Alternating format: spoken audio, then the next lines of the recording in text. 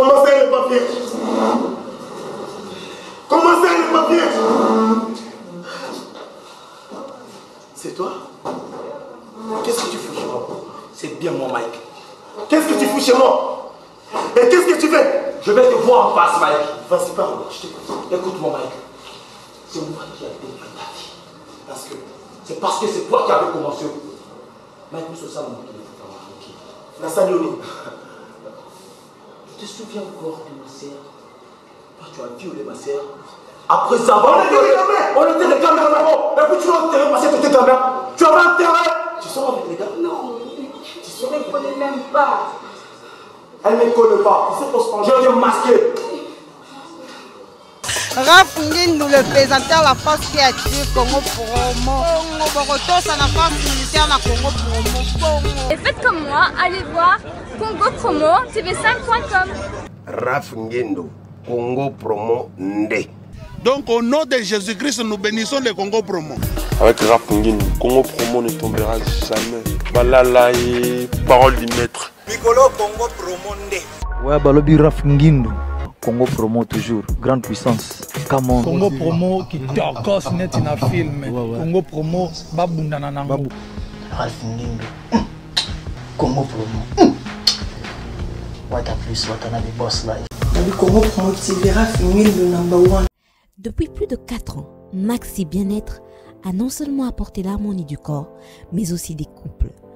Aujourd'hui, Maxi Bien-être est reconnu comme la solution idéale pour le maintien du bonheur au sein des couples. Au-delà du bonheur, Maxi Bien-être ajoute un rajeunissement intérieur qui nous donnera chaque soir une perpétuelle envie de revenir au logis familial après une dure journée de travail. Avec Maxi Bien-être, dites au revoir au maux de dos et à la fatigue physique. Maxi vous procure une force physique permanente qui changera votre vie. Chaque soir, célébrez joyeusement votre amour avec votre alter ego comme au premier jour. Maxi Bien-être peut aussi être utilisé comme une solution indéniable aux problèmes d'hémorroïdes. Maxi Bien-être est une solution buvable, très facile et pratique à utiliser. Ouvrez la boîte Maxi Bien-être. À l'intérieur, 6 sachets portant le logo Maxi. Ouvrez le sachet par le bord, versez le contenu du sachet dans un verre d'eau tiède, mélangez avec une cuillère et c'est tout. À travers le monde, plusieurs couples ont adopté Maxi Bien-être dans leur routine quotidienne et vivent désormais une intimité conjugale excellente. Alors, qu'attendez-vous pour vous joindre à la révolution Maxi Bien-être? Pour vous procurer Maxi Bien-être, c'est facile. Appelez au numéro 00 33 78 220 12 51 et 00 33 14 16 77 751 ou encore allez sur le www.maxibienêtre.com pour trouver un revendeur agréé près de chez vous. Maxi Bien-être, l'harmonie du corps et des couples.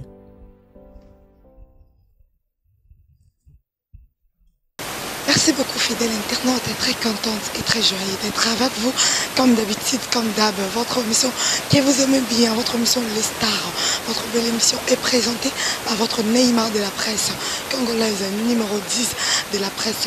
Je suis là déjà, votre Tania Mabedi. Vous le saviez bien déjà que dans cette émission Les Stars, chez nous, on reçoit tant d'invités sur www.congopromotv5.com. Aujourd'hui, je suis trop fière et très flattée de recevoir pour vous Lucie Mike Ladichesse. Mike Ladichesse, je suis avec lui aujourd'hui dans cette belle émission Les Stars. Avant de commencer avec l'invité, je dis merci à mon boss, à moi, l'ingénieur Raph Ngindu. Merci à toi, je dis merci à Blédard Fantomas, en se lose-le. Merci à toi, Samba Tapati Samba. Mike Ladichesse, bonjour. Ouais, bonjour mère, bonjour Tania, bonjour la bande de retour, bonjour Talabiso, tout le monde. Bon, balinga artiste, car yum dans nos ans, tout baillé, mais yum tout mon anité. Et ça linga bien à clôturer ces jours-là, et ça linga vraiment bien, merci beaucoup. Merci beaucoup Mike. Depuis déjà, ça fait combien de jours? Un mois déjà. Dans un mois déjà, on a beaucoup.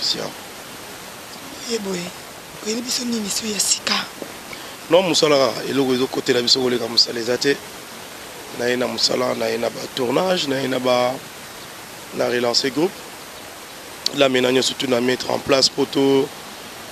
Toi na pose tout ça là théâtre comme machine. Tout comme ça culture na Bissau un peu na niveau moto linga. Donc naïna Moussala, naïna savoir faire les avant particulier. Oui, na savoir faire. Mike la Duchesse ozo kende ozoya. Ozo kende ozoya ozo tika bana bato.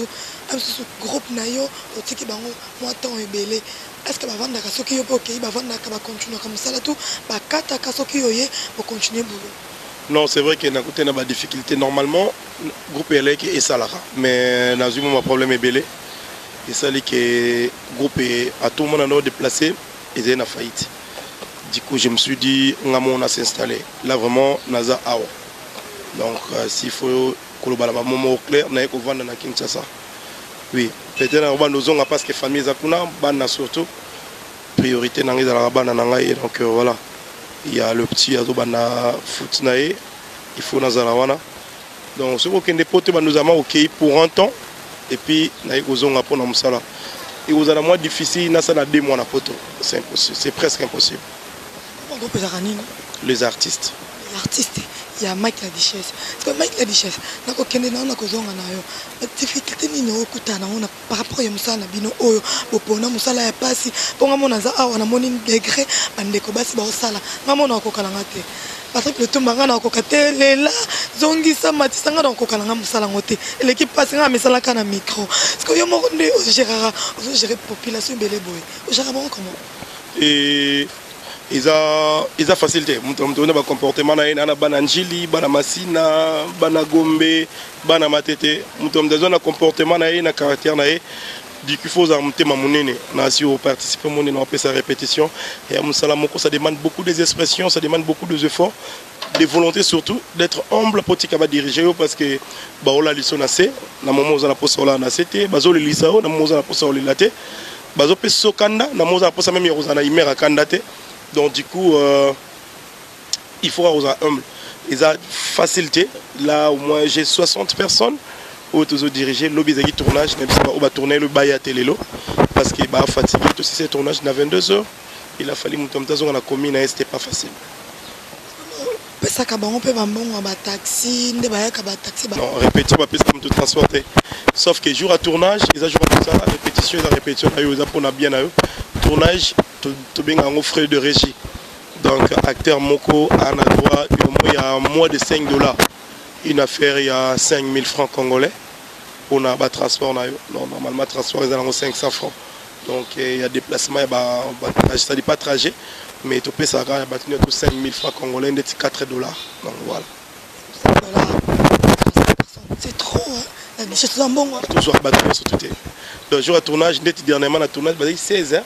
16 personnes autour de le jour à tourner pour rejouer jour après on a topé sur transport parce que 60 personnes 5 000 francs ça et du coup tout ça là on va rejouer jour on a des baya on va rejouer jour on a thématique nanda on est sur lobby me souper baroya mais on va jouer qui lobby baroyate donc tout partagera bon. Merci beaucoup, le blé d'Arfan Thomas, mon ami de langue. Ça se passe comme ça avec nous. Parce qu'il y a des Mike la Duchesse. La Moussala Oyo. Les bandes qui déjà qui bien sont ok, artistes sont ok, kaka. Pour bébé si Moussala Koufi, Moussala Sili. Et moi on s'est décidé bon, il y a que on a pas connu les bandes là que ça sauté. T'es là où ils mais bon, tout ça, je me sens condamné au salle théâtre. Je me sens condamné érotique à l'artiste et comédien. Raison à mon coin on a zongé. Nazo sentir que Nazara obligé na sala Moussala nangai. Du coup je me suis dit pourquoi pas de venir s'installer dans Mboka nanga et au sala Moussala nangai. Donc voilà. Nazo ni na ba raison mo isa privé ngamo na monika ke no Moussala nanga ils ont manqué ngai. Ba condition travailler na potone a isa différent ba na poso mo na paysage ba mo na ambiance ba mo na ba mutu na moto ba mo na mutu auto so auto niki sa fufu ambiance wana. Il y a tournage, il y a un peu pour ça. Nous avons un capot, nous avons un Mboka. Voilà. Mike la Duchesse, combien d'années de jeux ça n'a pas tout qu'on a bandoké? et presque 6e année en auto Kende. Mukanda facilement yozu mukanda. Kanda tolobela ngote on a tolobela ngote za pièce d'identité. Ils ont une identité ndé biso mo ezala carte électeur na o. Donc yango pe kuna ezala carte d'identité donc ils ont vraiment et lo mo to tcha batu na mutu que c'est grave na vanda kuna na famille kuna na bana kuna c'est normal naza na droit ya séjour ya mboka wana. Kana États-Unis, Belgique, Paris, tu es baraté. Na Belgique, tu as mboka mona mutu na Oslo. Ouais, tu as mboka mo na Liège, il y a à Bruxelles. Mais on se voit anytime, tout le temps à Air Soto, tout sur la Air Soto. Donc voilà. Tout le monde qui sinar pro kuna na poto bino bosangani bozo tourner. Est-ce que pas ça nini bino soto moni président Caleb Asangisi bino. Oui, tu déplaceras on a des à Longwa Bruxelles, na été Paris. Na été tourner na Paris et après les nassi tournage na Paris na zongi a benga ngai na zuitre na ngati Paris Bruxelles. Paris, Liège, Paris, au moins 2 heures du temps. On a été Paris, tu tourné, et puis on a ici, on a fait 4 jours. Dernièrement, tu vois, j'ai suis à Key, mais tu tourné, tu as un hôtel. On a sali 3 jours, mais tu tourné, tu as un Bruxelles. C'est un papa pour moi, c'est mon papa. À tout moment, on a posé toujours, je suis présent. Et voilà, on a senti l'absence d'Angaï, dans Moussalanaï. À tout moment, on a posé on a train à déplacer, on a été casé. Non, même na Posambon, on était une fois, mes copains, c'est même transport que j'avais boyaki parce que c'est mon papa. Dans un tournage à Sinark Lelo, na GB, Kolonga na Bisco Kabouana, on a aucun de GB. À Benginga, n'a qu'à jouer, n'a aucun à jouer, Izan Zonzing, n'a aucun à jouer. Pour moi, c'est bon. La duchesse baby sans Zonzing Koufa, théâtre Koufa nango déjà. Ah, quand elle est sous théâtre, les lots, les sous. La duchesse d'ailleurs, Kenda na bango, baby sans Moussala, ma carrière. Ce que ça va tenir sur ma zone en ami, sonner par le bac. La duchesse peut nous bouquiner pour tout ma carrière. Zonzing est en son impact, n'est-ce pas libre. Oui, c'est vrai qu'une grande partie va comédie pour marquer le temps qui va voyager, c'est vrai. Bafan na bango et bazo manquer bango. Et ils ont bafan la duchesse le babon bafan à 11 mais bafan tam susu ya ça ba hotala bafan tam susu ya bacteur musu ba hotala donc voilà ils ont que bacteur oyo ba voyager bafan na baba manquer bango là c'est vrai mais bon qu'est-ce qu'il faut faire c'est aussi c'est pas facile aussi qu'on va na poto oya à tout moment bamusu bazo mikanda mais aya sokozonge la théâtre comme moi kilo via ba responsabilité pas comme inango. Mais non, biso to nzima na soko wa pona musala et voilà, tout le bitoya. Mais c'est pas facile aussi. C'est vrai qu'il était Batobé bah se retrouver sur la théâtre, était une grande partie bah comédien, bah se retrouver na poto. Donc tu as raison quelque part. Duchesse, où est ce trophée? Papa on en a mon ordre. Aïe.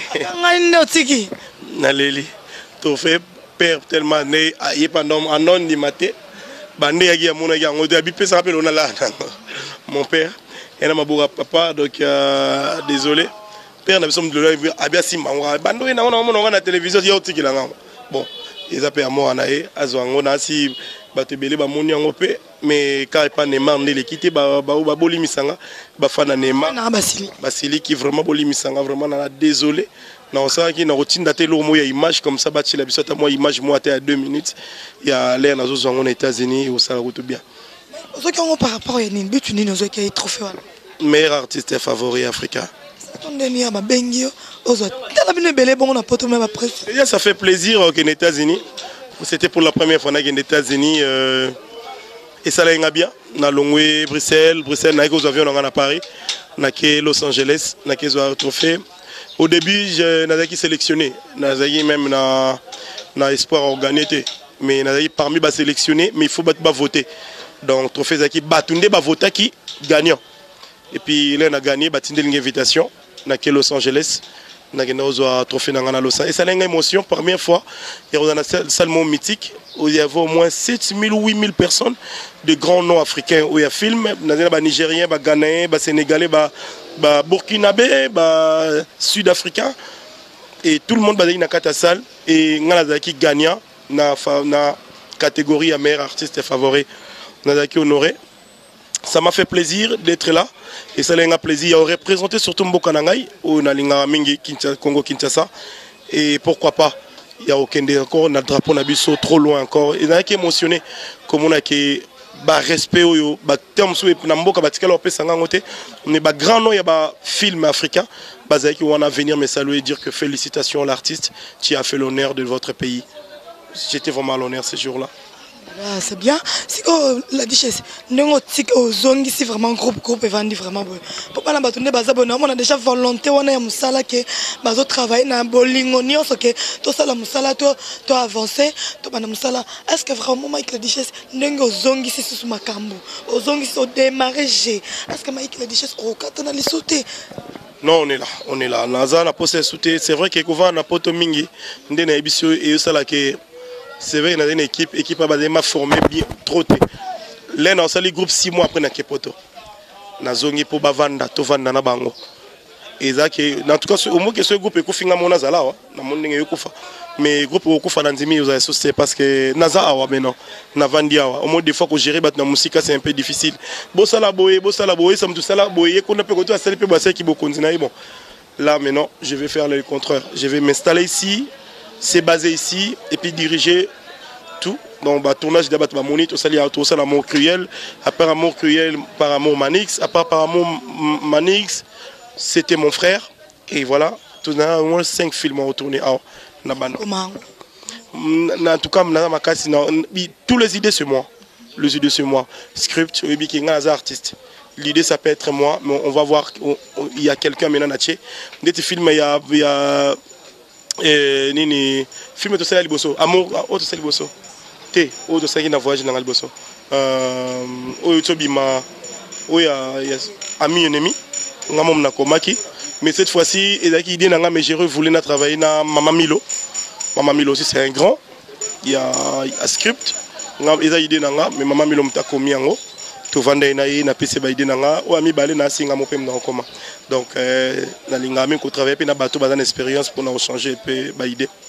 Vous déjà nani no ba na pièce sika ba collègue na et Kapanga c'est fait partie ya ba pion nga magique Duche et Irsil aza parmi ba qui ala parmi ba pion nga pe on a utilisé tour oyo et Mamisa Chama nasi na bengete mais en mituna est-ce que ba ozanga Mike a boxing comment a jouer na pièce na ngai si là aussi si la bisalou et pas faire partir ya ba favori na na film oizoya. OK Mike na duchesse moi conseil muke ko pesa bande kono o sala musala moko to so mona na internet ko fingana entre baser na yo ya musala na yo o afingi muninga et zo sala ma propreté makasi et zo sala vraiment honneur na binoté moi conseil ni ko pesa bango. Favoriser Moussala, c'est très important. Mais si tu ne travailles pas, ça donne l'impression que tu n'a presque pour nous manifester des sentiments. J'ai plus dans Moussala qui n'a pas critique. Je suis parmi les rares artistes que je n'ai pas de rancune avec les gens. J'aime bien parler bien avec tout le monde. J'aime bien rester à bon terme avec tout le monde. Je crois que c'est bien. Ça évite la rancune. Au monde on va vivre à millions parce que il y a une polémique on parle que du boulot alors congolais pas mais ça n'a bon côté congolais mais ça n'est pas finga ka oloba maba mutu asa c'est logoté c'est logoté la dichesse a boudé c'est que monsieur fait l'âme c'est pas ça on peut aussi parler bien des autres sans insulter et faire aussi beaucoup de vues. C'est comme Mike babi pour nous jouer kaka rôle moko kaka qui PD Mike le duchesse comme PD solo pour nous vendre batali Mike dans l'équipe botika na bino non wana comment on est sima déjà par rapport déjà moi comme on matoyo mais moi ça me fait plaisir parce que déjà l'air aux autres ça la théâtre mon ta comme na niveau est reconsidéré par exemple maman moto mon en Nigeria sera jouer monter ma bébé maman m'a monter ma basse solo c'est que jouer bien. Donc, les gens qui disent que moi, je PD, c'est que convaincu, je joue tellement bien. Donc, comment je joue la PD, ma casse, on repose à PD. Voilà, c'est que je joue tellement bien et puis si tout le monde confusion. Moi, ça me fait plaisir, les gens PD solo, non, c'est que je convaincu de savoir faire. Parce que si on a joué bien, dernièrement, on a beaucoup en Suisse, côté de Londres, tout le théâtre, tout le monde a joué à Barol. Il y a un ma casse, il y a un joué bien. soit jouer avec bien, ça pédale solo. Donc voilà, du fait que Mouta joue bien, Mouta comme des doutes, non, on a un gasco bon. L'aime tout le monde, c'est un pédale solo, c'est qu'il a joué bien, c'est bon, c'est tout, c'est qu'il a joué bien. Parce qu'il y a une différence entre personne et personnage. On peut incarner n'importe quel rôle, mais en dehors de nos vies normales, on reste artiste. Père de famille, oui. Artiste et comédien, oui. Mais dès qu'on dit couper, fais un film, ici. Après, va nous coûter un blues. L'air de la décision de jouer au monde à blues.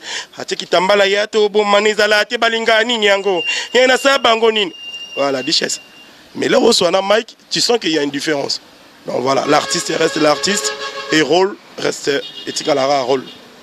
Duchesse, avant la sisanayo, il y a des personnes et là on y a passé au côté dans le théâtre, et choquant durant toute ta vie, il m'a dit ah, passion au théâtre, ah, Etikalara gravé dans mon thème. Mon rabat grand, mon rabat Mikolo, mon papa Nabiso, Tatouka Lombo, c'est mon papa. Papa Nabiso sans souci. Et ça c'est ça chita attention à Braza. Ça comme il a na Braza, na un week-end j'ai dit on m'a appris que papa sans souci a Koufi.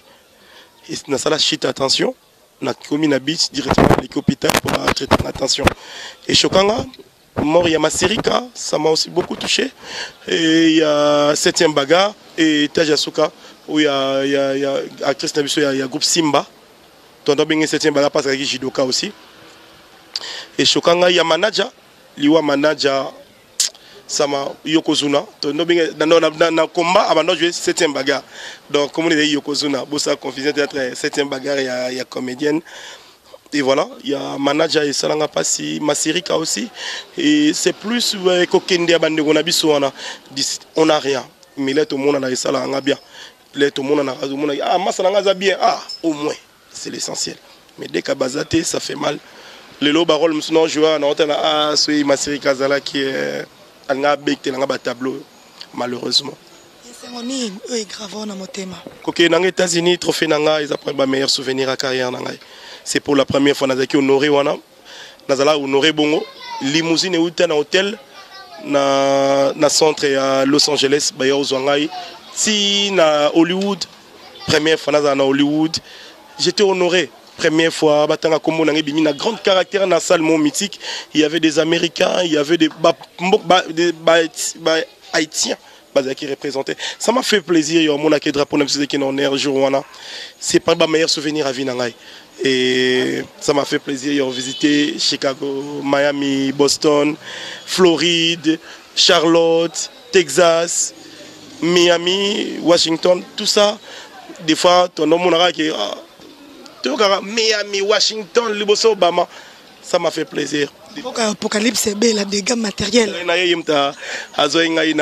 Na Los Angeles, Miami, ils ont joué à l'université à Serge Ibaka. Ils ont joué à l'hôtel Navandaki, ils ont Apocalypse Bella. Ils ont bossé à mon assimé trophée dans une photo. Ils ont joué à Washington, Miami. Apocabella, on a des démons. Il suffit qu'à carter les cas, maintenant tu as réglé. Ah, mais Mikolo Boxing a invité son salle ligne, dégâts matériels. Mais Alex a carte, maintenant tu as réglé. Donc, hôtel, au billet à Moranini, Apocalypse Bella, Yoyebi, Wana vie à Palais. Merci beaucoup. Chez Stone, tu m'as tapé l'écolo, tout ça, mon âme, ne bande de répété, pour essayer de sabaton, supporter la biseau, perdre combien des enfants? Perdre beaucoup d'enfants, Nada papa Banebele. Paris, Belgique, États-Unis, moi Kin, moi Brazza, partout. Oh non, c'est l'équipe nationale Ougouane, on perd beaucoup d'enfants. J'aime bien mes enfants. Il y a un temps, j'ai parlé beaucoup de mes enfants sur des réseaux sociaux. Il y avait d'autres sites aussi. Ces derniers temps, je parle moins de mes enfants. J'ai un article qui n'a favorisé plus Moussala. Mes enfants restent quand même ma vie privée.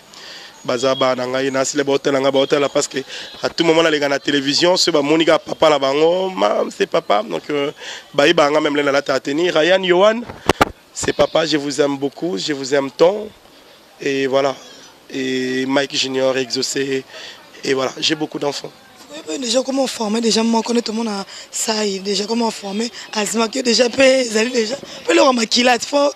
Non, les qui n'ont pas wala ningam ta au sala théâtre, oui bana poto déjà théâtre au sala, bana ngai mingi bana poto, donc théâtre on a au sala pour na bango baibi on a ni bamuna anga, kolobaki ba au sala ngo c'est un peu difficile parce que oyo Ryan a obeta ballet, Yohan azana natation. Donc du coup, tout le monde est au côté ballet, côté natation. Donc désolé, mais espérons peut-être changer à vie les cola. C'est ça quoi. Merci beaucoup. Nous sommes déjà à la fin.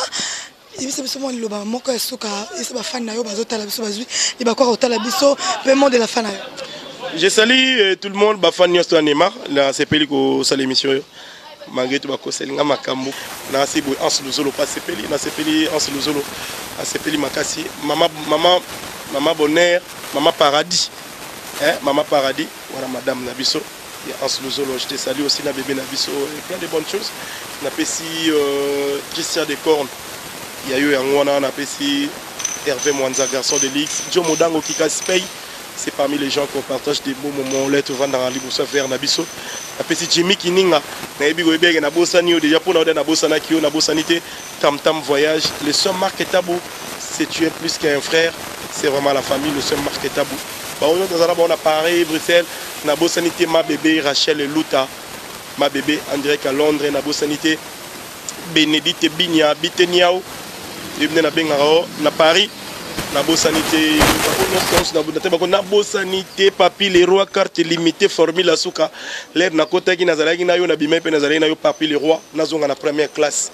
Ça il a un sacrifice wana na pilote sikamoro papi les rois carte limitée formule souka.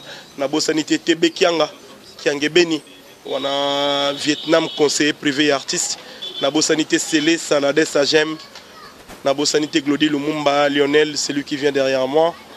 Et Nabo Sanité Ségué, chef Nabiso à répétition. On est sur Ningaï partout tout le monde. On a un contact dans Kinshasa 00240 00243 85 20 68 603 00243 85 20 68 603. Numéro na cela ils ont WhatsApp, il y a des réseaux sociaux surtout. Bobingaï, bokomelinga remarque, proposition, bokomelinga mais Nazoya, vous avez vite fait pour l'anniversaire à moi, ils ont le 15 mars. Je me suis dit, na prometa qui faut nazala, naoya wana pour une semaine pour couper ces cadeaux naé parce que c'est oui bien anniversaire à moi na poto ils ont un peu journée spéciale pour nos parents naé et na prometa qui est na ozala. Si tout va bien, na fin il y a semaine prochaine, na obeta tour pour l'anniversaire à moi, ça sera juste pour une semaine. Yohan, comme je t'avais promis, je vais être là pour toi, pour ton anniv, je serai là. On va partager un petit riz ensemble avec la famille, la manger, à boire et tout, voilà. Merci beaucoup Mike Nadichesse, nous sommes déjà à la fin de cette émission. Nous disons merci à vous, vous qui étiez là pour nous suivre. Je dis merci à mon boss, l'ingénieur Fingindo, papa des papas. Papa Bolingo, papa supporter. Nginduski, voilà. Boss. Nginduski, na ibisa na bete uli solo dana émission mo boy boss nao ya bisope. Na ya mana Boston na kota mana palais na maison Jordan nega za ngoluga mo t-shirt banini abinga ozap bes ngwana mboko mun kolombo na bina le plan mo bes ka mo mama ka Jordan aye mati wana akutenga dana na kesi nega za obimisi ba portefeuille ko mama mtazuma mbongo na ngamuke azongi se on sima bitika na mona ofutango na bo tanga monta boss Raf Ngindo le boss ya Congo Promo on est ensemble merci. Le bienfait boss aboya zalate pardon Boston to na Boston on sentir mal mon ami qui la pembelezi mutu pegon na ninga ya muloba ya pembelezi mutu pegon donc Raf Ngindo na Boston amainga bien na Boston restaurant to dame a pan artiste ceux qui artiste aleki na mboka bateau ceux artiste aleki na mboka na ye alinga toujours alcha signature na ye yango mona ba bien fo yo tom su ya bula ko to sta boss gangaka abula to sta boss na ko jouer ngo me na boss na ngote ezanga na mutu a payer ma facture tout ya ba plan na zo ki ba Jordan banini tout ba t-shirt a payer tout Raf Ngindo merci. Mon cordon, des gros bisous à toi, Serge Piana, ADT de nous, Christian Mbouy, Costo Mbinga Gaillard. Merci à toi, Gianni Célèbre, qui me ramène à ce moment où il y a Slim Makassi. Merci à toi aussi, Pati Samba Sambaleta, Patrick Kalotumba, PL. Continuez. On se retrouve à la prochaine. Merci beaucoup. La mignonne, actrice Nangamoro, la mignonne, il y a parlé. La passion moto. Yo ibongo nangai. Yo bongo mikolo zaka yo bongo. Nema na tuni yo bongo. Pardon, na tuni lo moko. Yo bongo nangai. Yo bongo. Eh ya yo bongo nanga mikolo nyoto ibsukali kam ah bon yo bongo. Garçon ma manque au respect. Eh yo bongo. Yo bongo nangai. Yo bongo. Non. Ah bino bongo na Nema. Bino bongo na numéro 10 après bino bongo. Eh à suivre, on est ensemble. Merci beaucoup, merci. Tu te rencontres à Johanna. Tu viens d'avoir 18 ans. Les jours passés, c'était ton anniversaire. Donc, tu préfères tracer la voiture.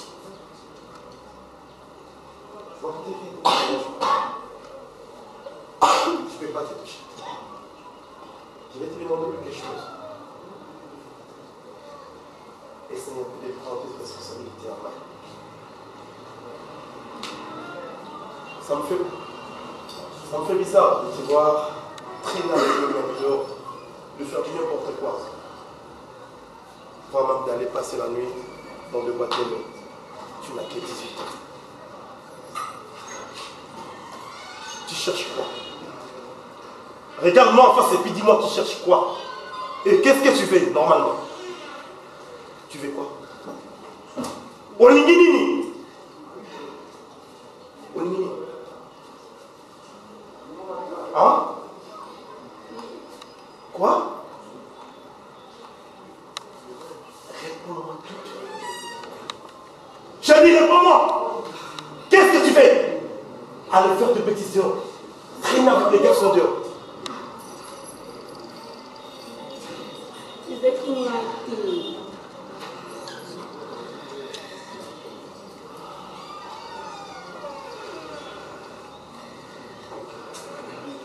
Allô? Oui, docteur. Oui. Non, ne me dis pas ça. Ne me dis pas ça. Mais comment ça, elle n'est pas vierge? Comment ça, elle n'est pas vierge? Comment ça, elle n'est pas vierge? C'est toi? Qu'est-ce que tu fous chez moi? C'est bien mon Mike. Qu'est-ce que tu fous chez moi? Et qu'est-ce que tu fais? Je vais te voir en face, Mike. Vas-y, parle, je t'écoute. Écoute-moi, Mike. C'est moi qui ai détruit ta vie. Parce que c'est toi qui avais commencé. Mike, nous sommes ça, mon qui la Salioni. Tu te souviens encore de ma sœur? Toi, tu as violé ma sœur. Après ça, on était les caméras. Et puis tu vas enterrer ma sœur, tu étais caméra. Tu avais enterré. Tu sors avec les gars? Non, je ne les connais même pas. Elle ne me connaît pas. Tu sais qu'on se prend. Je vais masquer. La seule que Oyo Saleman ne connaît pas moi aussi. Je pense qu'à moi on a profité, on a rien à prendre depuis la cible de couleur. Mec, j'étais choqué ce jour-là. Je vois ma soeur. Quoi? Je l'ai dit, Mike. Arrête de me toucher. Et arrête de me toucher. Tu as fait assez de bêtises. Maintenant tu vas te calmer. D'accord? Calme-toi. Mike, Je ne connais pas. ok, fais ça quand tu veux. Et je suis là. Je te dis merci. Tu as déjà payé tes pots cassés. Ok. Merci. Tu m'as fait payer. Oui. Tu as dévergé ma soeur. Et toi tu as tué. Et j'ai promis à mon père qu'il m'a gardé dans la Vierge jusqu'à ce qu'on va. Oui. Ok. Et c'est toi qui as dit. Elle a même 18 ans. Pour moi, elle avait 16 ans. 16 ans d'âge. Et d'invalidité, Mike. Et moi j'avais. Tu l'as pris par force. J'avais 17 ans à l'époque. Ouais, 17 ans. J'avais 17 ans. 17 ans. Oui. Tu me dis de 17 ans. Je te demande pardon. Mais toi, tu en ris. Moi, je perds ce qui était cher pour moi. Tu me demandes pardon. Mais vas-y, pardon, c'est bon. On arrête là. Les pardons, mon pardon, j'ai déjà payé. J'ai déjà payé la pardon. D'accord. Ok. Tu peux partir chez toi? Oui. Vas-y, Rapporte-moi. La porte est là, je sors. Tu es un méchant. Vas-y, sors! Ça. Oui. Je fais ce que c'est pour nous faire. Bon, je fais. Merci. C'est bon. C'est bon, merci.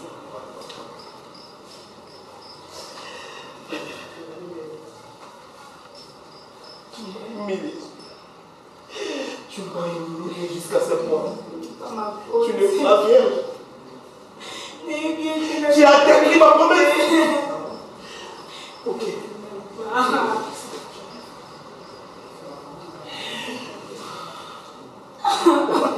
Viens, tu es ma sœur. Viens. Donne-moi ta main, viens. Tu es ma sœur, tu restes ma sœur. Je vais rien te faire, tu resteras toujours ma sœur. Tu es ma sœur. Tu es ma sœur.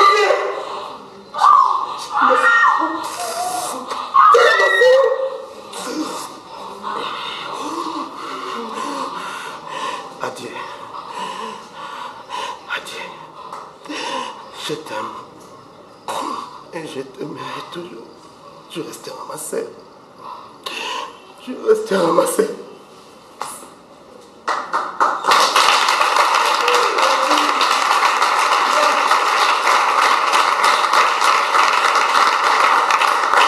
Quitter si haut à.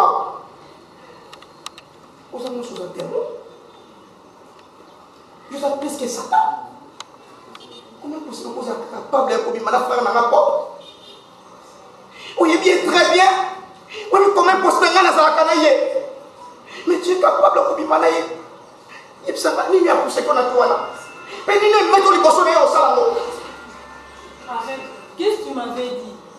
Obsengani, obotakate, na lukata ndeko na obina luka mutu moto bimanaye. Na moni kene ke musika ndeli.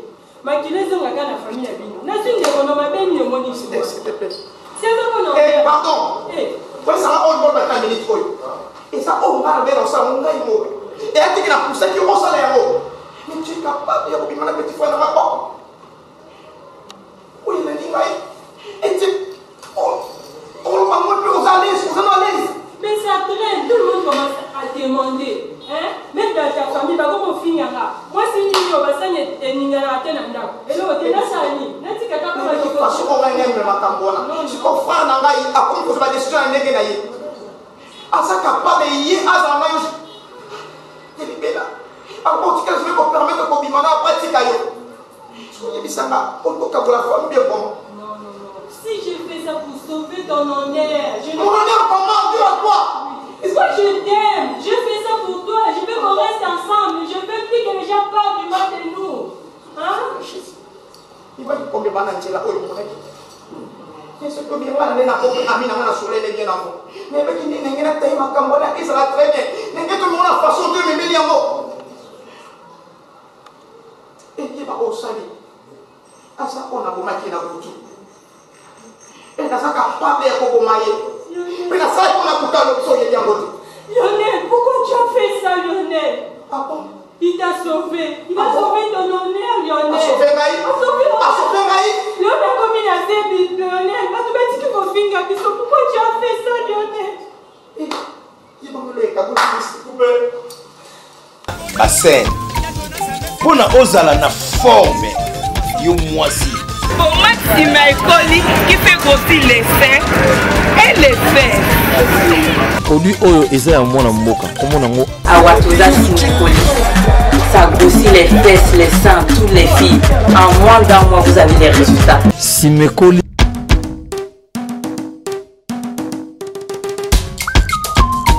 Vous avez la hanche, t'as pas de fesses, t'as pas de hanche. Il y a caché à Abatoza pour trouver solution bonheur. Il y a vraiment des vrais résultats avec mes produits. Je vous salue tous. Numéro d'Ali 07 51 11 09 75. Awatoza Ekoli.